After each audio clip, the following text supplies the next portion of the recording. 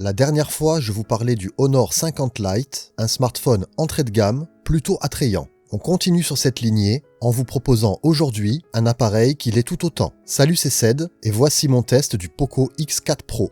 Connaissant peu cette marque, pourtant grandissante et maintenant indépendante, Poco propose avec ce X4 Pro un modèle accessible et plutôt intéressant. Mais disons-le tout de suite, clairement pas un photophone. Je m'attarderai donc pas sur ce sujet, pourtant passionnant, mais là n'est pas la destination du choix de ce smartphone. Côté écran, un AMOLED de 6,67 pouces, protégé du verre Corning Gorilla Glass 5. Celui-ci prend en charge la norme DCI-P3, entre autres. Les couleurs sont riches, pleines de détails. Un bon point. L'écran est doté d'un taux de rafraîchissement de 120 Hz pour une expérience plus fluide et on le ressent. Que vous naviguiez sur le web ou jouiez à des jeux, le taux de rafraîchissement de 120 Hz permet d'en profiter pleinement. Un taux d'échantillonnage tactile de 360 Hz est également présent et cela réduit considérablement la latence tactile, surtout en jeu. La luminosité adaptative qui ajuste l'écran en fonction de la lumière ambiante fonctionne agréablement bien, réduisant ainsi la fatigue oculaire.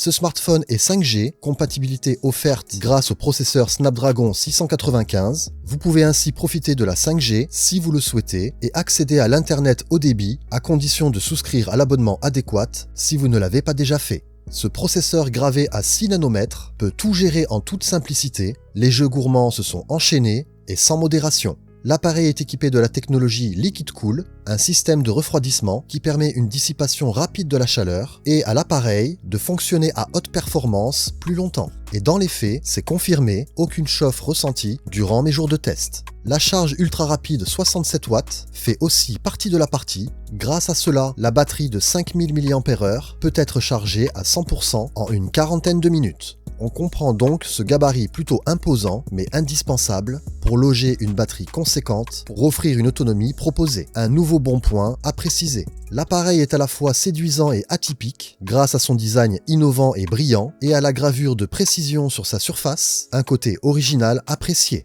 Le Poco X4 Pro 5G embarque un triple capteur photo composé d'un grand angle de 108 mégapixels dont l'objectif ouvre à 1.9, un ultra grand angle de 8 mégapixels à f2.2 ainsi qu'un module macro f2.4. Des photos correctes dans l'ensemble, mais rien de transcendant. Comme je vous le disais, ce n'est pas un photophone. On oubliera la vidéo et la caméra selfie, trop limitées pour l'utiliser. Équipé de haut-parleurs stéréo, ce Poco X4 Pro offre un son plutôt bien réparti. Même si la puissance n'est pas équilibrée, l'immersion est quand même meilleure que si l'on n'avait qu'un seul haut-parleur. A noter que la certification Hi-Res Audio est présente sur ce smartphone et même une prise jack. Un bon point donc côté son. Beaucoup de bons points pour ce Poco. Disponible en 6 Go de RAM plus 128 Go de stockage et une version 8 Go de RAM et 256 Go de stockage, celle que j'ai testée. Pour les prix, 350 € pour celui-ci et comptez 50 de moins pour la plus petite configuration. Des prix raisonnables pour un appareil convenable. Bien sûr des concessions à faire, mais si vos critères correspondent aux compétences offertes avec ce Poco X4 Pro,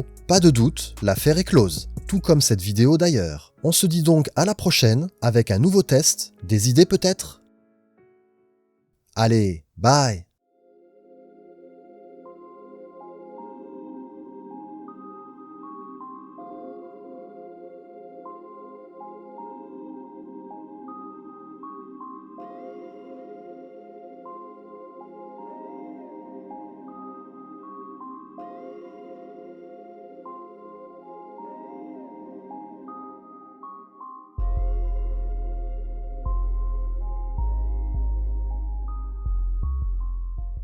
Dans la finalité, l'iPhone 13 Pro est un smartphone que j'ai choisi, non seulement pour ses capacités en vidéo, mais surtout parce qu'il se complète idéalement avec tous mes autres appareils, formant un unique écosystème, me faisant ainsi gagner du temps dans mon process de travail. Et en plus, portant la responsabilité que peut avoir un appareil principal, celui-ci je l'ai toujours sur moi.